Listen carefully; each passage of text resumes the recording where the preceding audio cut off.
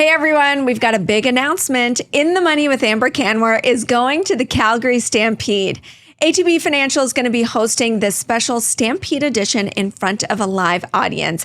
I'll be sitting down with Adam Waters of Strathcona to discuss all things energy, his vision for Canada, and of course, his hostile bid for Meg Energy.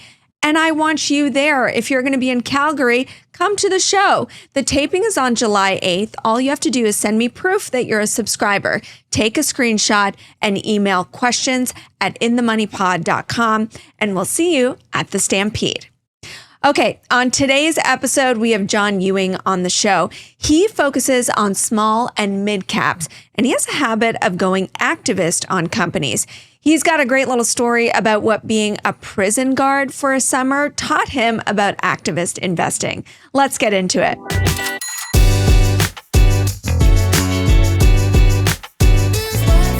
The information provided in this podcast is for informational purposes only and does not constitute financial, investment, or professional advice. The views expressed by the host and the guests are their own and do not necessarily reflect the opinions of any organization or company. The host and guests may maintain positions in any securities discussed on the podcast.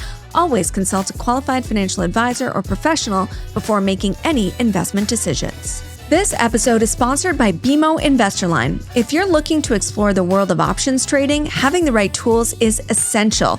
The BMO InvestorLine self-directed platform offers a suite of features designed to help you analyze opportunities and execute your strategies effectively. Discover advanced charting, real-time quotes, strategy builders, and risk management tools, all within the powerful platform. Take control of your options trade and explore their potential with BMO InvestorLine. Start investing today at bmo.com/investorline.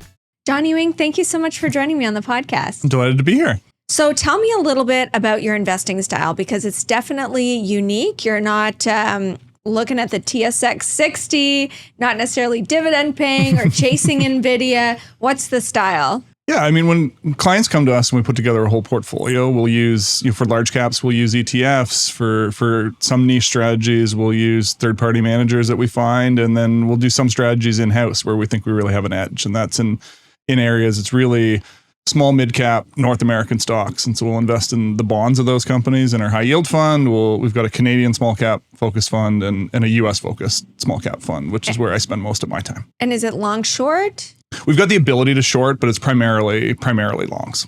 And what's like the special, because I imagine you drill down into the sector because you like the returns and you think there's something special about it. Like, what is the secret sauce when you're investing in small and mid cap? Yeah, like I think it's really hard to have a unique insight about Visa versus MasterCard or Royal Bank versus Scotiabank or something like that. But with small caps, it is possible to have a unique insight and find a company that is overlooked or misunderstood. And if you spend enough time and you're looking in the right places, so that's really the key of where we look. What does that look like? Is it like balance sheet stuff? Is it calling their customers, calling suppliers? Is it getting to know management? Yeah, it's a lot of those things. I mean, the core is really just kind of pattern recognition and trying to find businesses that we've seen situations work before and find situations like that. And I think our favorite type of situation is when you find what we would call a growth company and a no growth industry, because investors tend to get really excited about growth industries, but it's really hard to know how big is the ultimate pie. Because it's a growth industry, there's all sorts of entrepreneurs trying to get in. So it's hard to pick the winner in advance, and investors are enthusiastic too. And so the valuations are usually pretty high. Whereas in contrast, if you can find a growth company in a no growth industry, then it's usually a lot easier to pick who the winner is. There's not new competitors flocking to the space. And because on first blush, it's a no growth industry, you don't have the same investor enthusiasm and high valuations. And so it's just, the odds are really in your favor if you can find a situation like that. And then you just have to wait for investors to recognize that that's what's going on. Yeah.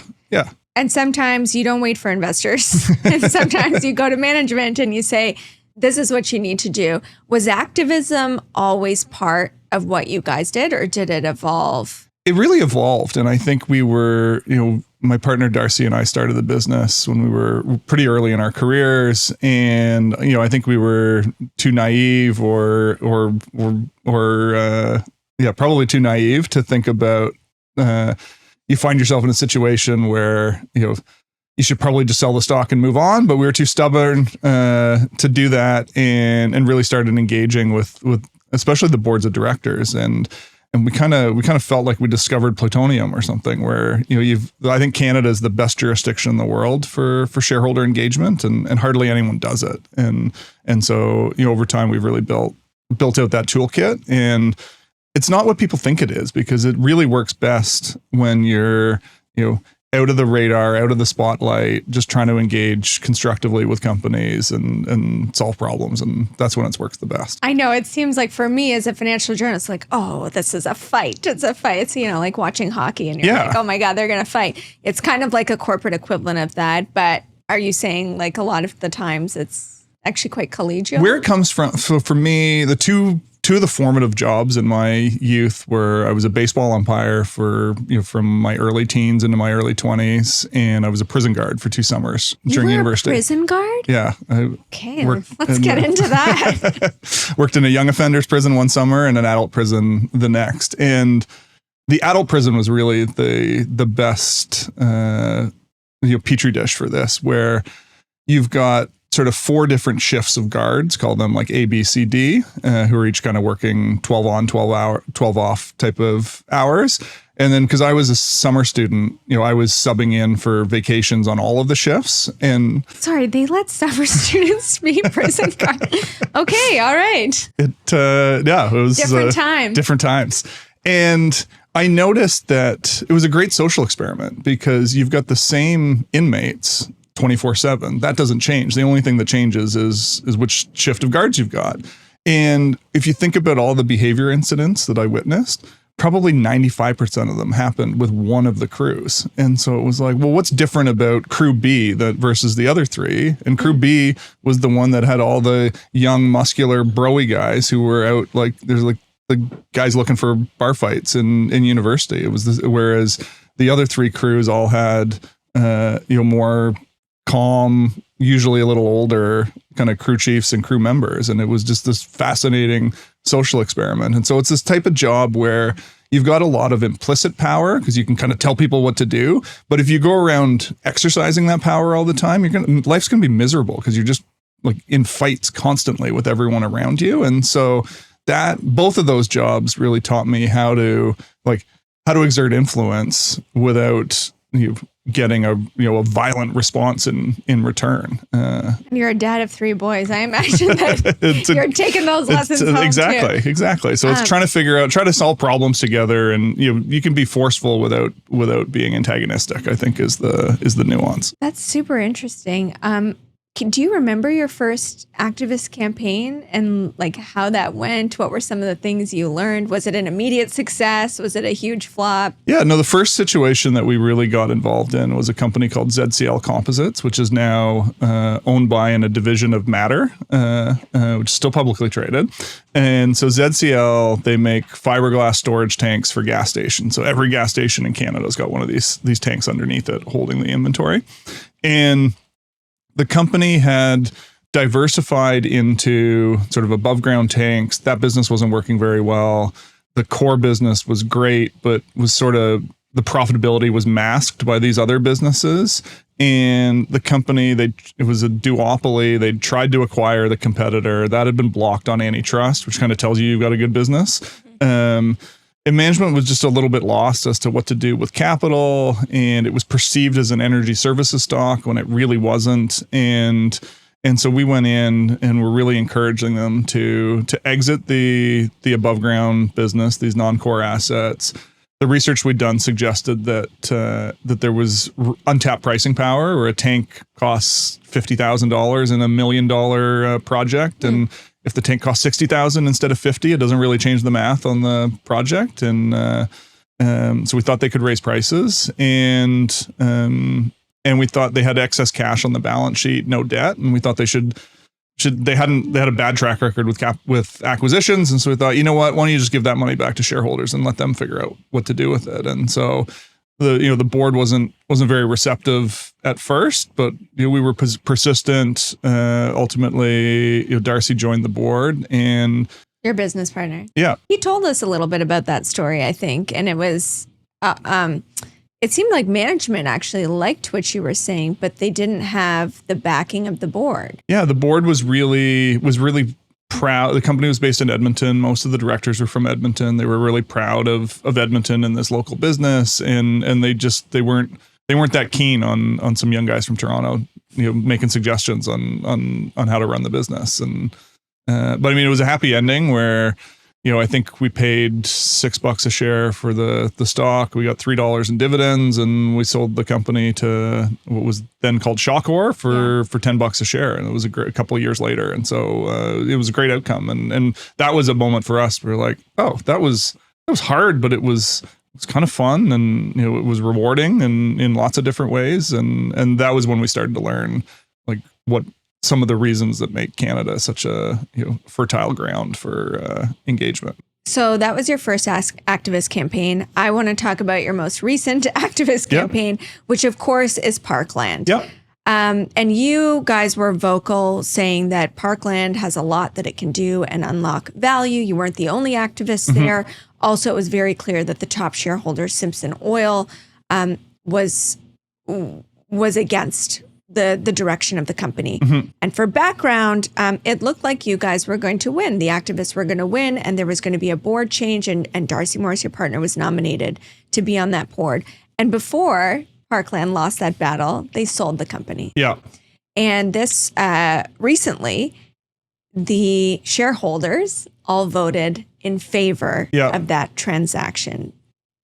Now, how does Ewing Morris think about all of that? Yeah, I mean, I think it's a disappointing outcome. This was a great company not that long ago, and it's still not totally clear from the outside where they why or where they stumbled exactly. But they'd made some mistakes, and I think there was a lot of potential there. I'm not sure.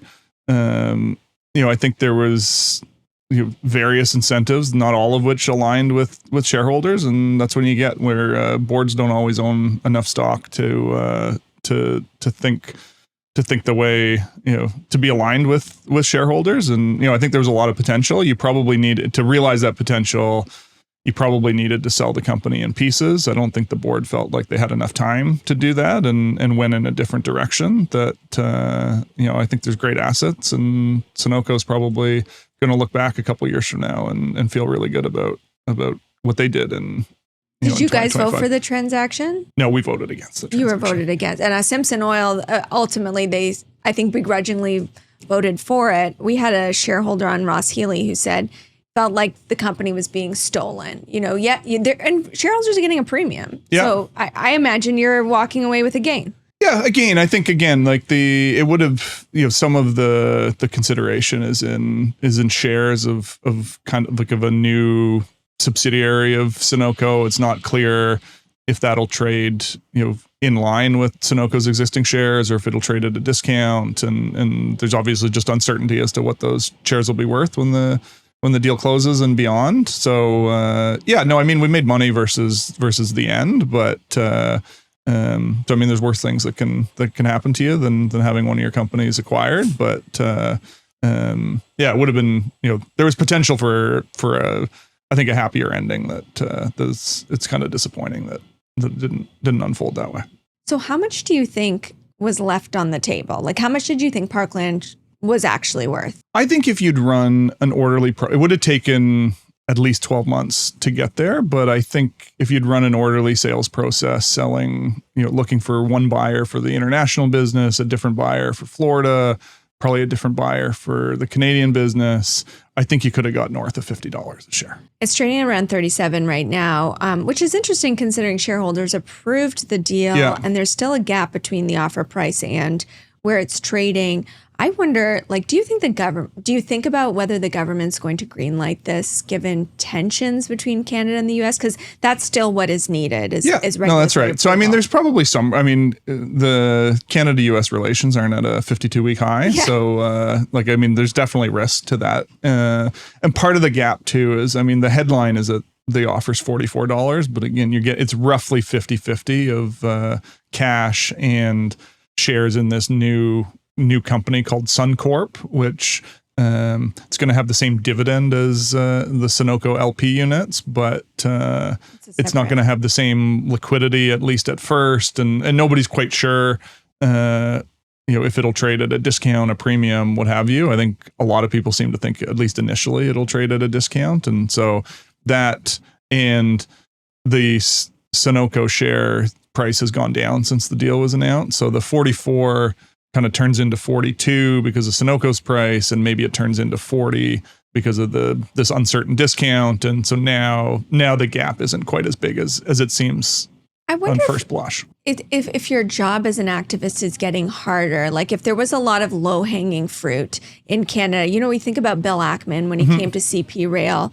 And in retrospect, I know it wasn't an easy battle. Yeah. Wes Hall will tell me it wasn't an easy battle. Yeah. Influential proxy consultant. What would you call Wes? The proxy advisor. Proxy advisor. Yeah. So he wouldn't say that it was easy, but in many ways we hadn't experienced that kind of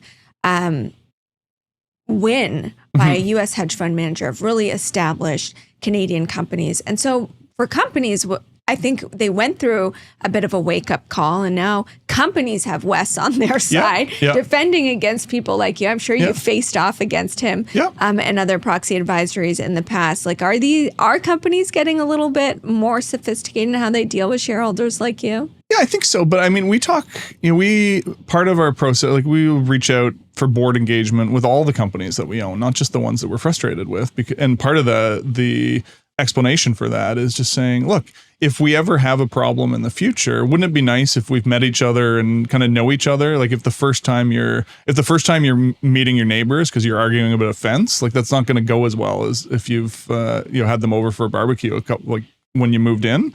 And when we talk to boards like that, most of the time they say, we've been dying to have conversations like this, and nobody, like shareholders, don't even bother. And so they really welcome those conversations. And so we'll have lots of engagement with a number of the companies that we have that never sees the outside light. Just exchanging ideas about usually capital allocation, could be operations, but less so. And so I mean, companies are probably more prepared, but the best defense is running your business well, and there's nothing to do in that situation, which is great. That's the best outcome for everybody. In small and mid caps, particularly in Canada, there's a lot of commodity exposed companies, smaller oil and gas and smaller mining companies. Are those as fruitful in terms of? Those are really hard, because if you come into a company and say something like, I think you should sell the company for X, the commodity price could move during that conversation. All of a sudden, the price that you thought made sense doesn't make sense anymore, things like that. So it's really hard to do in commodity businesses. It works better in sort of more stable businesses, and real estate works especially well because there's such a deep liquid private market in real estate that if someone comes in and says, hey, I think InterRent is worth $14 a share, then you can have a lot of data to support that. And so it gives you more confidence that that the stock is undervalued in a business like that. We're going to talk about InterRent. We got a question about it in the mailbag, but just a last question on kind of this area of the market, small and mid cap. Your work is so bottoms up that I wonder, how do you think about the macro, tariffs, sentiment?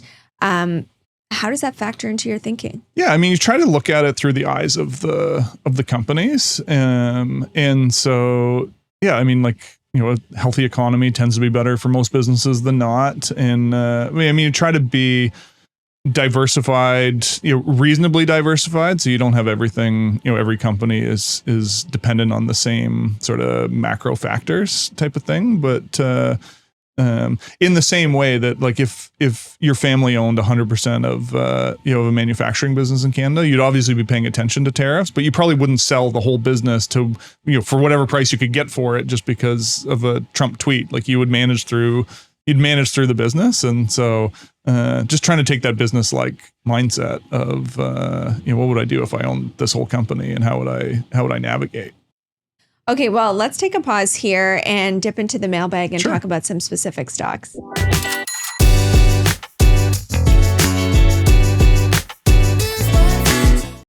Okay, our first question in the mailbag is InterRent, and you touched on this one. What do you think about the shakeup at InterRent?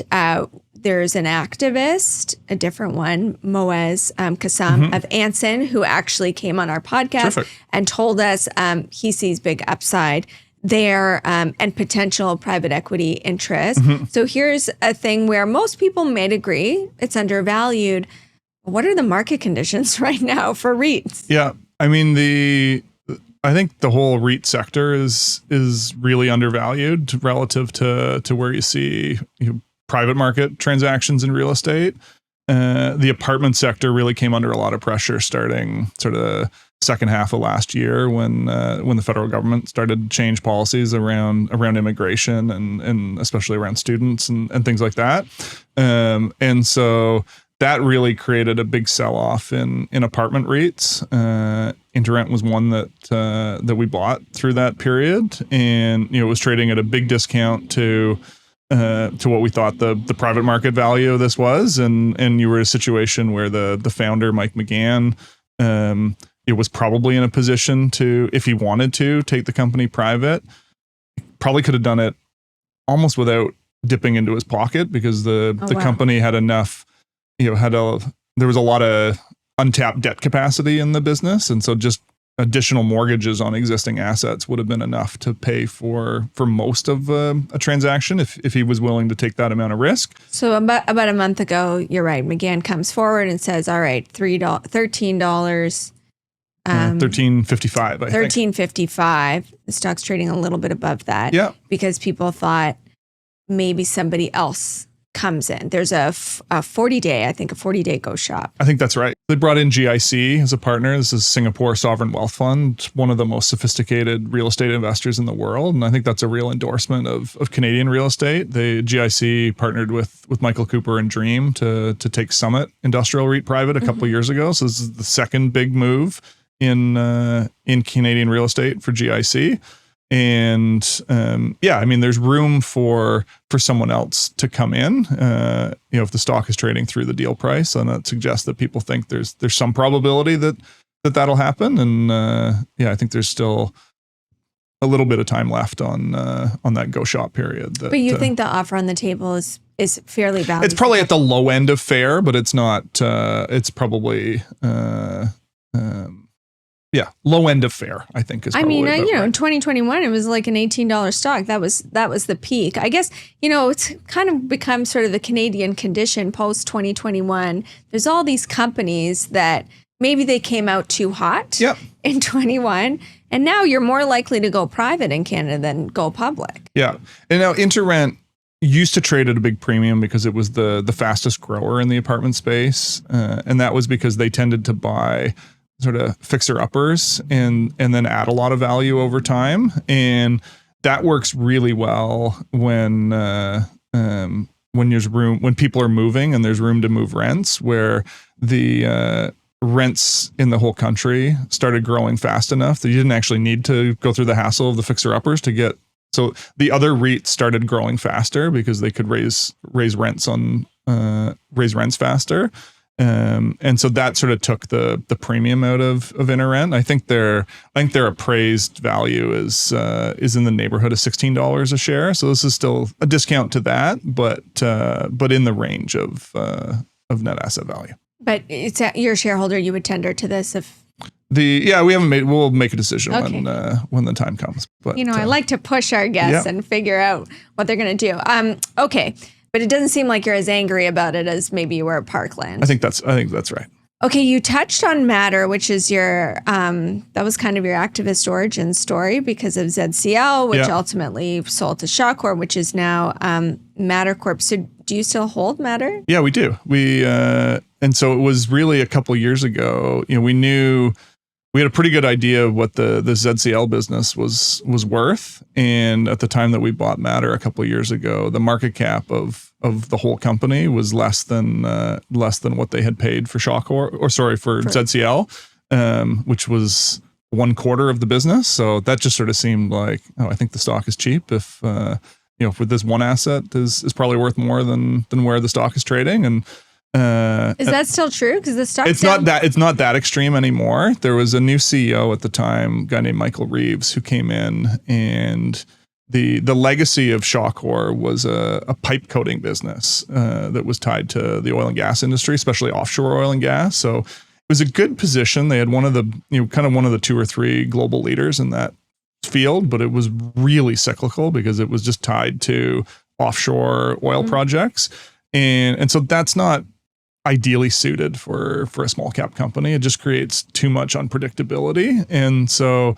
Michael Reeves came in, he sold that, he sold some excess real estate, they sold some other small businesses. He really kind of slimmed down the portfolio, and now they've kind of got two divisions and 4 underlying businesses that we think are all qualify as high quality industrial businesses. So why is it down so much this year? And I think the problem is if you were just looking at Mattr for the first time today, it's really complicated, or it's fairly complicated because they've got these 4 businesses. The historical financials aren't that representative of the current business because they exited this pipe coating business, and they used some of the proceeds from selling that pipe coating business to build new factories in each of their 4 businesses. And so if you were coming in fresh today, I think that those capital investments are closer to one time in nature. They don't need to build a new factory every year. But if you're fresh to the story, you're going to think it's going to be unclear how capital intense or not this business is. And there's a bunch of one-time costs involved in moving, because in some cases they're closing one factory to build a new, bigger one. And so there's a lot of one-time costs that, again, if you don't know the management team and you're fresh to the story, your natural skepticism is going to be, is this really one-time CapEx? And is this really one-time operating expense? And so if you're not quite sure how to handicap those things, then you might take a wait and see approach, which is, I think, what a lot of people are doing.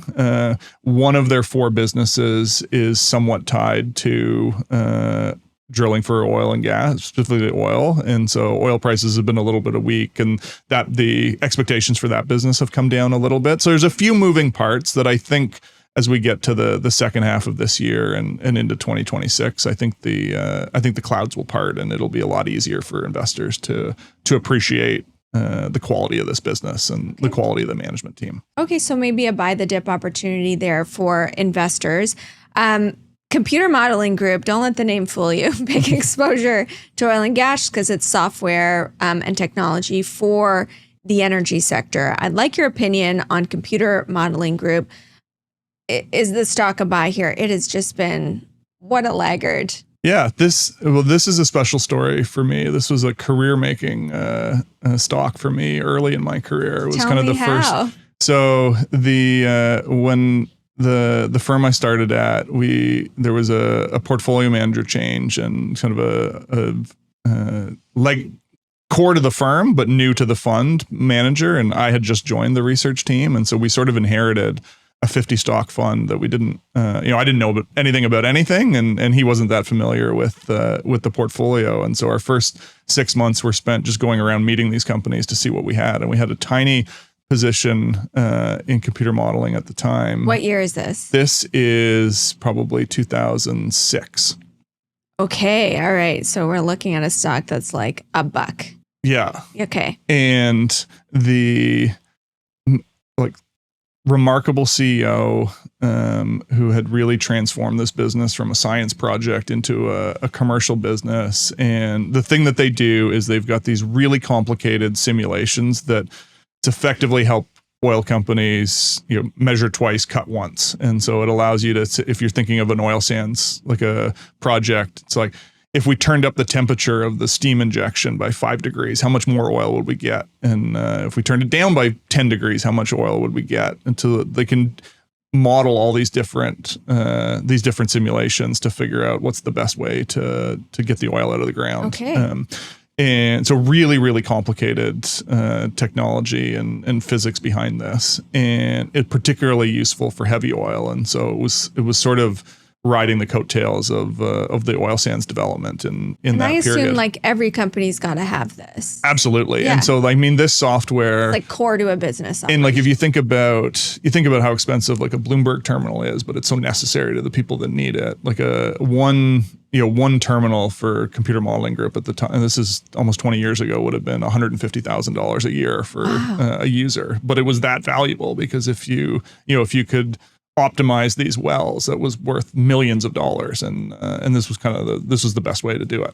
So it's a great business. The problem that they've experienced really in the last decade is that first let's talk about how because then it went really high. So I want to talk about it was really just a derivative on oil sands, and so as you were having more oil sands projects come up, it's like engineers who were working on these oil sands projects, especially the sort of in situ SAGD projects, like Cenovus is famous for, and some of the, like, you can't do the job without it. And so it was just was a massive growth story. So it went from like $1 2006, and I'm averaging peaks out 2014 at like I see $15. Yeah. On my Bloomberg terminal, which you'll have to pry from my content. Exactly. So no, it was great. And so that period was awesome. And then the next chapter that's been tougher is that as a lot of the international oil companies have exited Canadian oil sands. So you get like, Shell selling to CNQ and Total selling to Suncor. You go from 2 customers to 1. And that's so where you really, especially because a lot of these projects had joint owners. So if you've got a project that is 50% owned by Cenovus and 50% owned by ConocoPhillips, both companies have a team of engineers that are, if they're going to have a meeting a quarterly meeting to decide how are we going to develop this asset, both engineers are doing all their homework before that meeting to come up and argue for their plan. And so now when Conoco sells its oil sands interest to Cenovus, you've got the same number of barrels of oil being produced, but you got half as many engineers supervising those barrels. And then on top of that, you're getting more and more customer concentration because you're really down to the big Canadian companies where you've got the international customers leaving, and so that put a lot of pressure on growth of the business. They've been the CEO, who again created enormous value, like you described. It's still the same guy? He's retired a couple years ago. There's a senior exec from Constellation Software as the chairman today, a guy named Mark Miller. And, this company historically never did acquisitions. They were really just focused on the core business. But with some of the leadership change, board and management, they started making some acquisitions. I'm not as familiar and close to it today. That core business is great. It just doesn't have a lot of growth. And so historically they just paid out all the free cash flow and dividends. Now they've sort of pivoted to retaining some of that cash flow for acquisitions, and we'll see how it goes, but they've got some talented people around the boardroom making decisions. So it's got potential for sure. So it's on your watch list, but you don't own it. That's right. It's so interesting to hear you talk about this technology and how it all works. I bet you get to go on a lot of these cool site visits and see all this industrial stuff in practice. Yeah, I mean, it's wonderful to go and see these big things. My youngest son has got endless curiosity, so I love telling him about these. He's a great audience for these weird businesses you get to go see. Like how does someone make a fiberglass swimming pool is something I'd never thought about before, and it's neat to go walk the factory and see how it's done. And what are you looking for when you're on these site visits? Is it just to are you counting the trees, to use an old Sino-Forest reference, make sure it's all there? I mean, a couple things are, you're looking for, I think cleanliness. It's the same as when you go to a restaurant, you can't see the kitchen, but you can see the bathroom, and that gives you a sense. So just seeing how organized or not things seem. And another big tell, I think, is how do the employees on the floor, how do they interact with the plant manager and the CEO? And really? And I think you can tell, and it's basically, is this the first time the CEOs walked the floor in 6 months? And is everyone, uptight and, like the the prime minister's visit sort of thing, or are they relaxed? Does the CEO know people by name? Do they feel comfortable joking around with him? And that really tells you, I think, a lot about how into the details the CEO is. And how important is that criteria? Do you think that that's germane to how a stock's going to do? Yeah, it's all, there's all lots of different pieces, and just like, that's not enough by itself. But if you go into a situation where you think, I would have thought a business like this would have higher margins than it's showing, and then you go walk the floor like that, and and it's messy, and the CEO is clearly unfamiliar with the surroundings, then that all starts to add up as like, oh, maybe there's opportunity for this business to be run better, or not. I love that. Great insight. We're going to take a quick break here and get to a few more questions in the mailbag. For over 25 years, Raymond James has been helping Canadians achieve their financial goals. They are Canada's largest independent financial services firm with over 250 dedicated advisors, $88 billion in assets under management, and capital market services. With no proprietary products to push, their advisors are free to focus on the unique needs of their clients. Whether you're saving for your children's education, preparing for retirement, or safeguarding wealth for future generations, Raymond James is committed to guiding you every step of the way.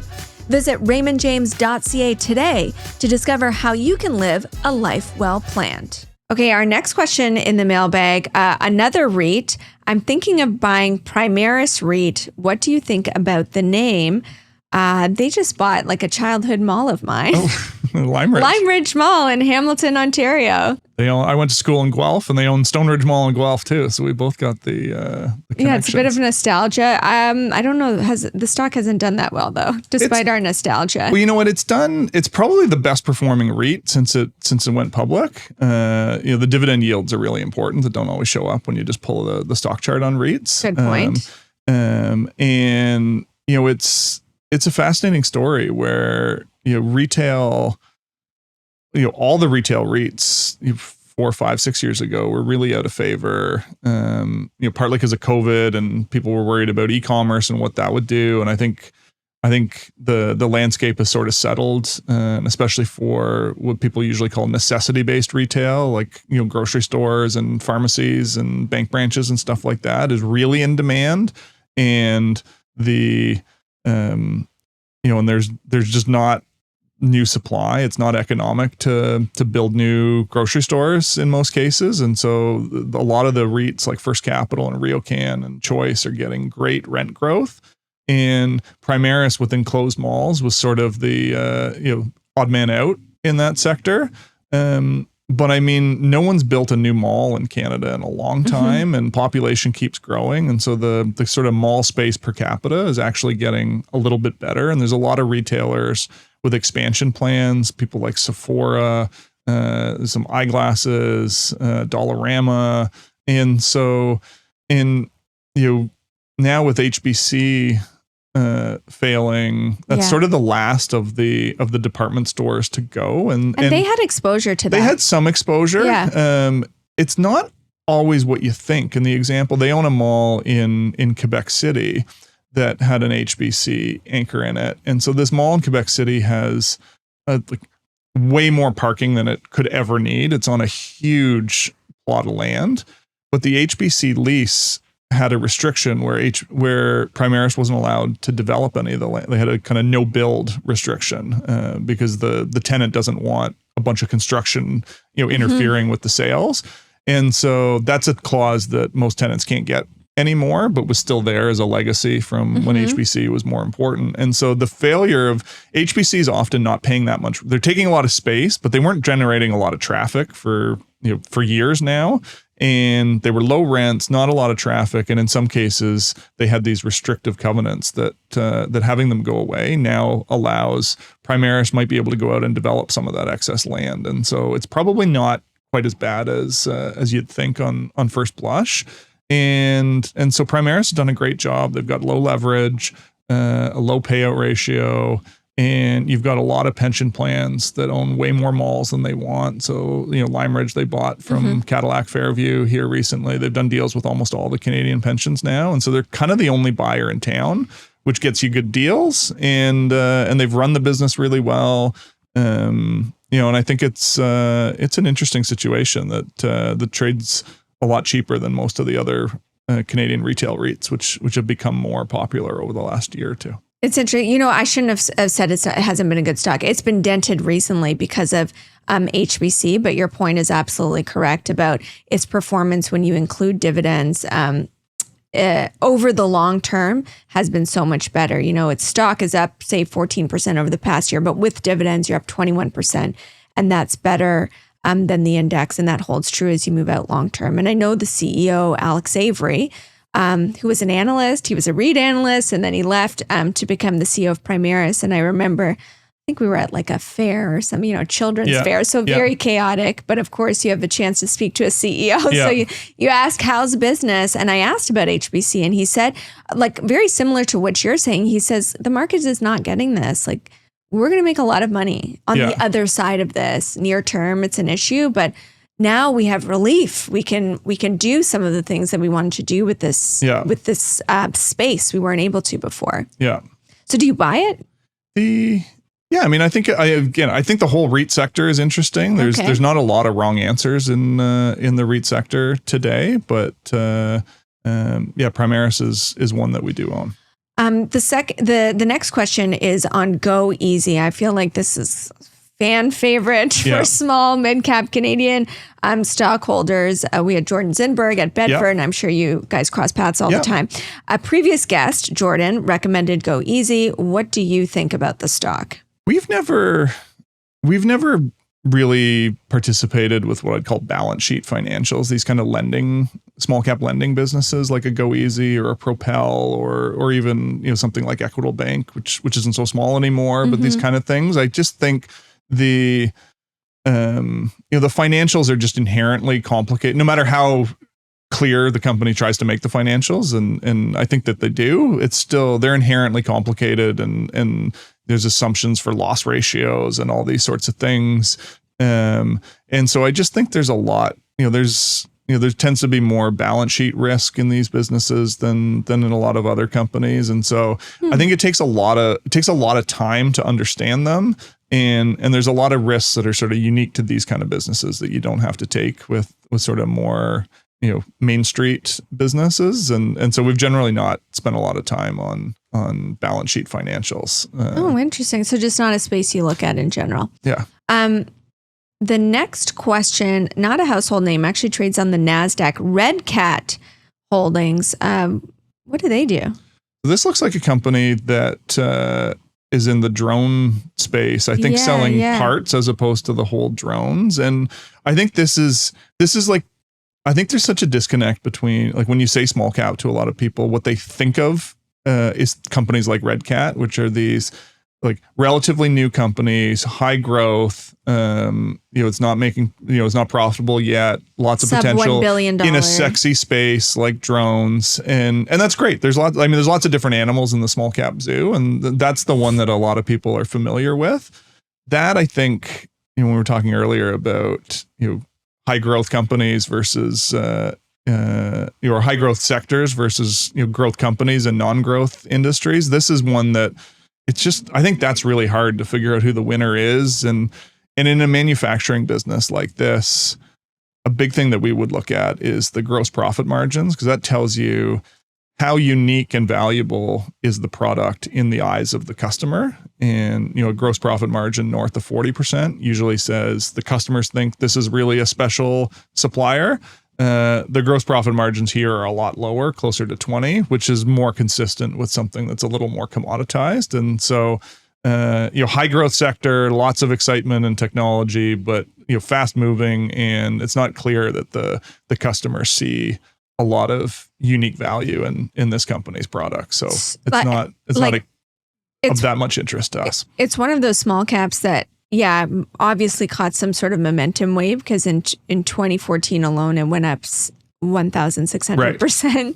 And I wonder, in your style of investing, it sounds like in the names, and we're going to go into it, you're not looking for those kind of names that are maybe small cap, but could have a big opportunity. You're almost looking for the opposite, where it's a sector everybody's written off doesn't have growth, but you found one that does. That's right. Yeah, I think that's a good way to think about it. Okay, let's get into your pro pick, some of your high conviction ideas.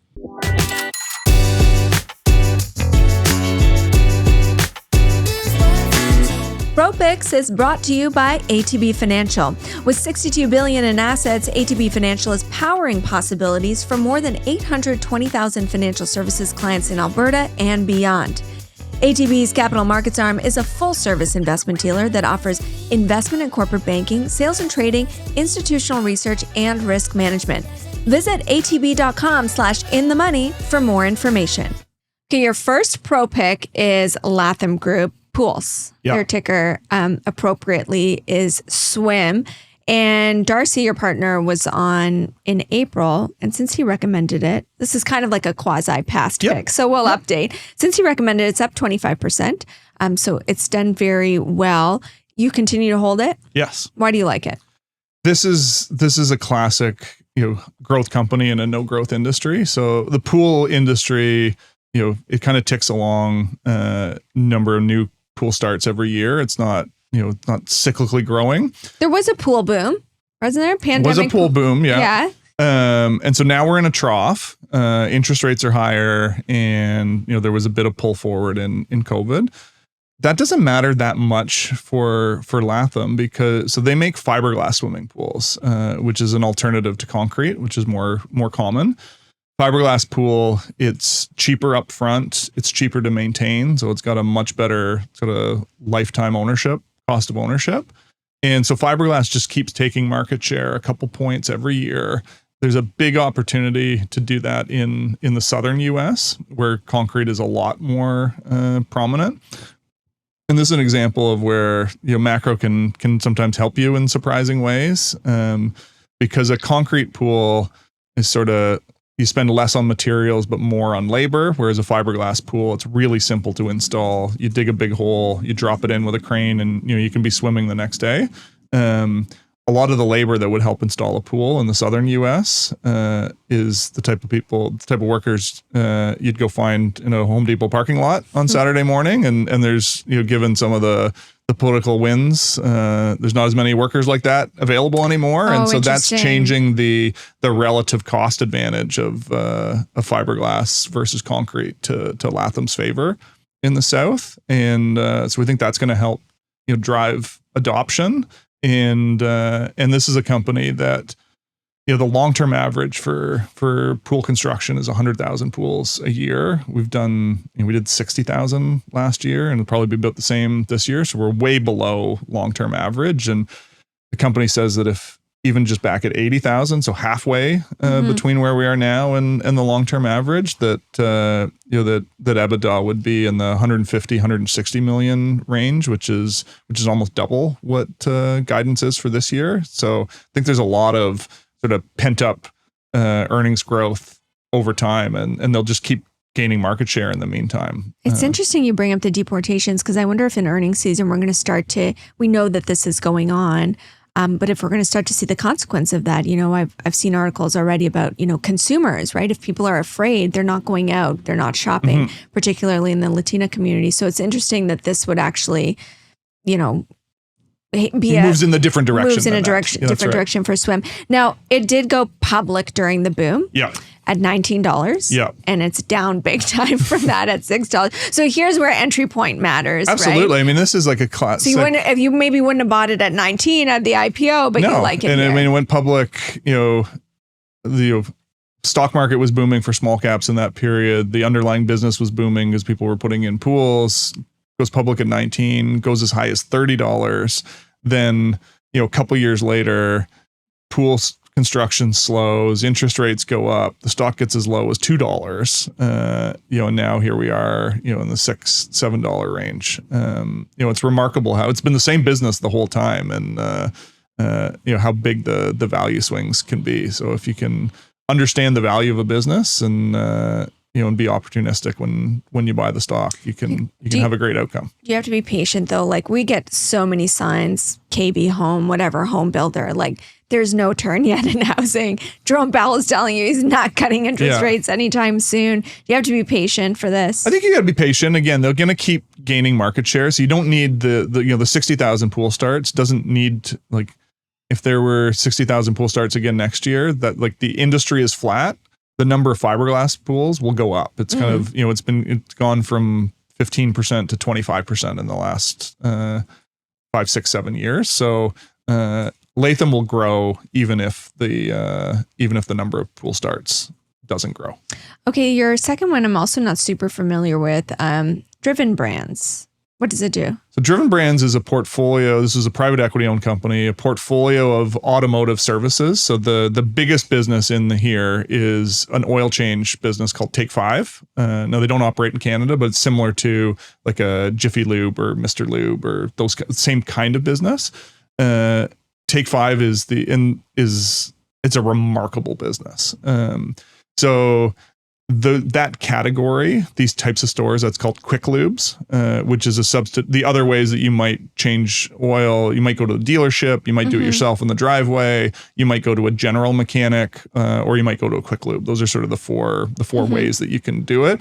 Quick lube is taking share from all of those. And it's really because it's like, why would you drive past a quick lube to go to the dealership to wait longer and pay more? And same thing with a mechanic shop.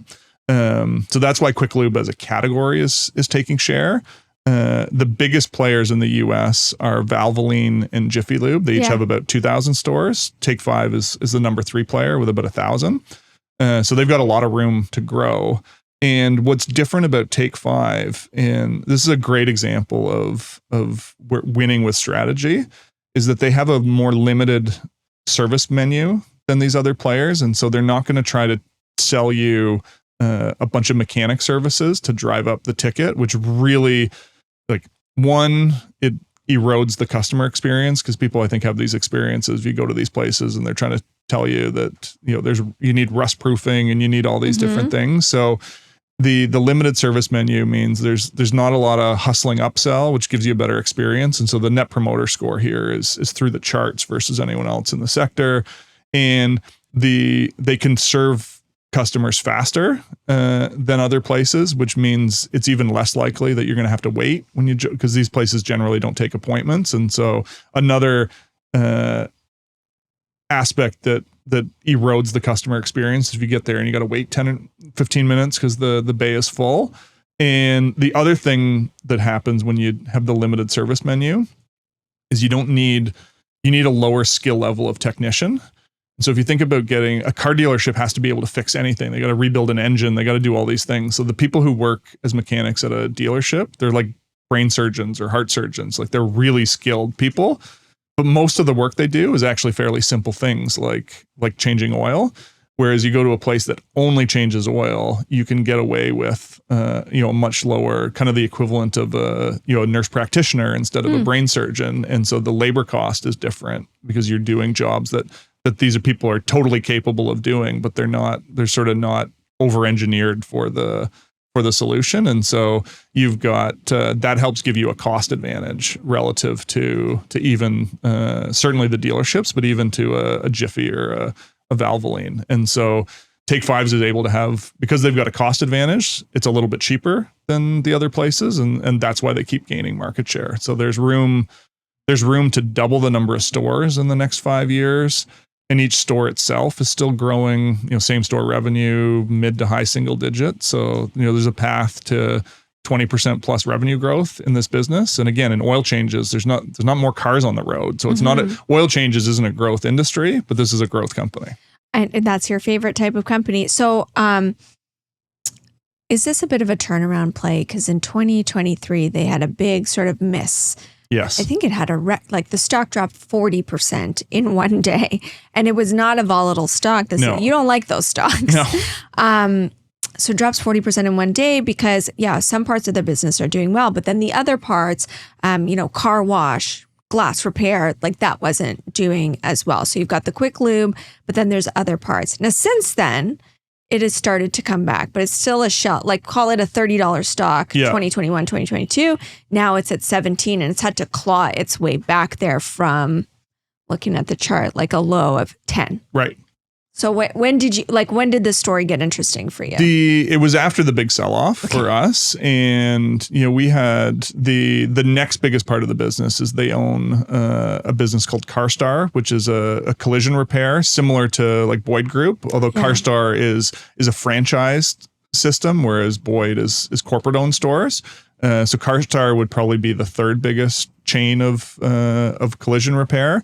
And so that was a business that was going through pressure similar to what Boyd's experienced in the same period, where you've got, inflation and some things happening in the insurance industry. People just driving with a bit of a dented car. Exactly. So that was causing some pressure to the business. And then they also had, as you said, they had, I think, in hindsight, regrettably moved into the car wash business, which had become really popular. There's a company called Mr. Car Wash that had been a huge success, and the car wash sector just got overcapitalized. Too many people opened stores, and too much competition, and so Driven's car wash business really suffered through that period. They were able to sell that business earlier this year. Okay, so they're out of the car wash. They're primarily out of the car wash business. They still have a car wash business in Europe, but that never faced the competitive pressures. The problem was really the North American car wash business that they exited.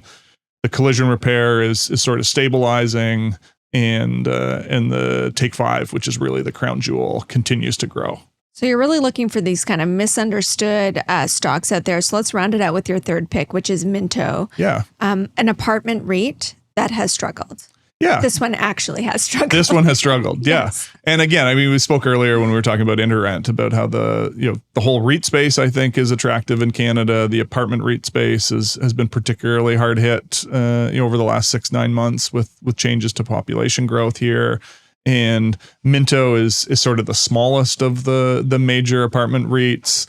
They've got the founding family owns a big stake, and so it's a little less liquid than some of the others, and so those tend to be the ones that get hit hardest in a downturn. They've got. So why do you own it? They've got this bunch of negative stuff. Yeah, I mean that's the opportunity. So we didn't, we've owned this only for a pretty short time, really as a kind of what next after the InterRent acquisition, and so this is trades at a big discount to what I think these assets would trade for if they sold the whole company.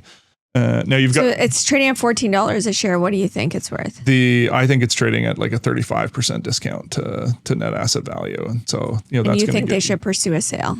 I think now this is a situation where the family owns 40%. So this is one where like whatever the family wants, that's kind of going to be what's going to happen. So there's no shareholder engagement here that's going to be effective. Mm-hmm. Now I think the family created the REIT because they wanted a place to sell their development project. It's really, the Greenberg family are developers first, and they thought the REIT was a great way to, let's develop a project, we'll sell it to the REIT. They structured the REIT in a way that's really fair to shareholders. That's not always the case with REITs, but there's not egregious management contract. The valuation for selling things to the REIT is fair. The REIT doesn't have to buy. The governance structure here is really good. I think people they're so used to bad governance in REITs that I think a lot of people haven't bothered to check that this one doesn't have a governance problem.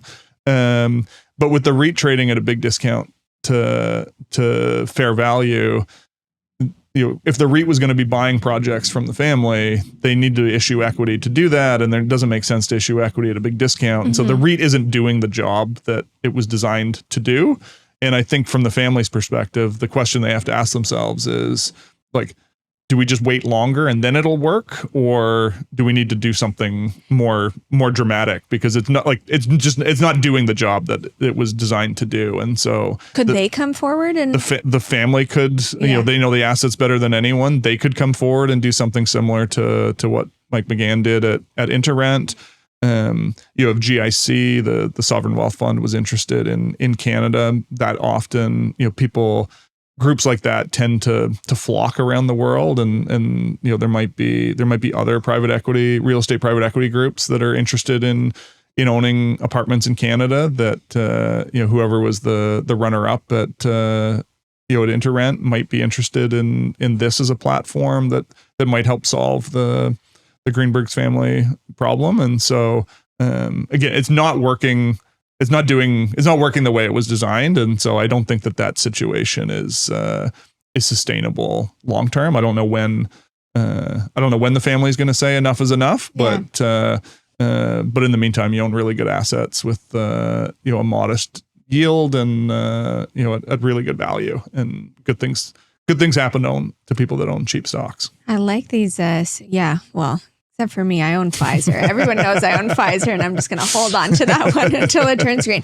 But no, I do believe that, and I like these little under the radar ideas. Thank you so much, John, for joining me. It's been delightful. It's been such a pleasure. Thank you, everybody, for listening. Remember, wherever you're listening, smash that subscribe button, leave a comment. We love to read them, and we'll catch you on the next episode.